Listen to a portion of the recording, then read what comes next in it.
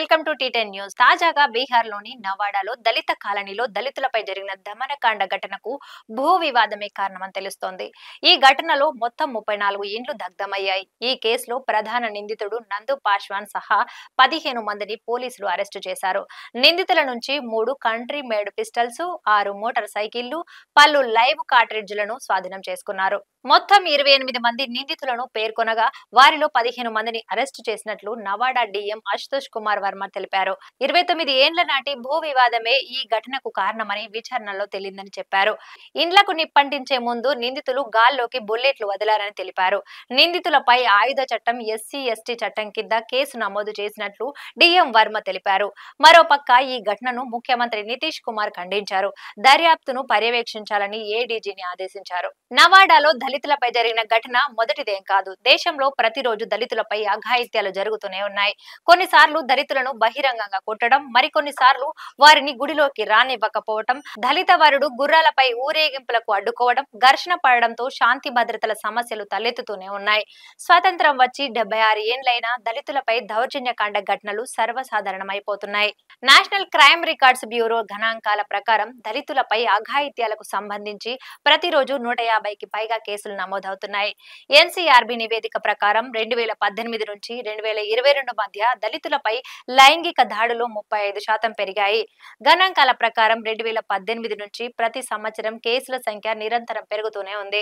2018లో దళితులపై నేరాలకు సంబంధించి 42,793 కేసులు నమోదయ్యాయి. కాగా 2022లో 57,582 కేసులు నమోదయ్యాయి.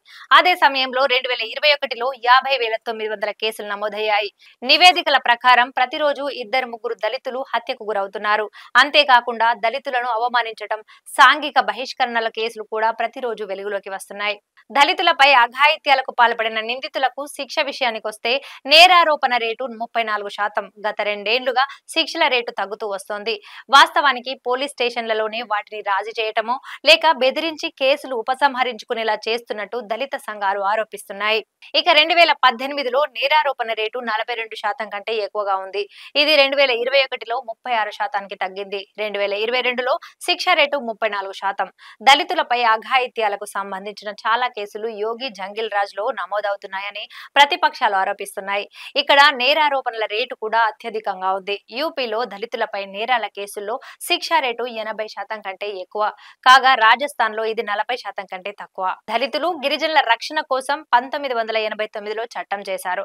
దాని పేరు ఎస్సీ/ఎస్టీ అత్యాచారాల నిరోధక చట్టం. దళితులు, గిరిజనులపై నేరాలకు పాల్పడిన నేరస్తులను శిక్షించడమే ఈ చట్టం ఉద్దేశం. ఈ చట్టం ఎస్సీ/ఎస్టీ వర్గానికి చెందిన ప్రజలకు రక్షణ హక్కులను అందిస్తుంది. ఈ చట్టం ప్రకారం ప్రత్యేక న్యాయస్థానాలు కూడా ఏర్పాటవుతాయి. ఇవి ఇలాంటి కేసుల్లో త్వరగా నిర్ణయాలు తీసుకుంటాయి. ఎస్సీ/ఎస్టీ చట్టం కింద నమోదైన కేసుల్లో తక్షణ అరెస్టులను 2018 మార్చిలో సుప్రీంకోర్టు నిషేధించింది. ప్రభుత్వ ఉద్యోగులను నిర్బంధించే అధికారం అధికారుల అనుమతి తర్వాతే చేపట్టవచ్చని కోర్టు తీర్పు వెలువరించింది. సుప్రీంకోర్టు నిర్ణయాన్ని తీవ్రంగా వ్యతిరేకించారు. ఆ తర్వాత కేంద్ర ప్రభుత్వం చట్టాన్ని సవరించింది. ఈ సవరణ చట్టాన్ని సుప్రీంకోర్టు కూడా ఆమోదించింది.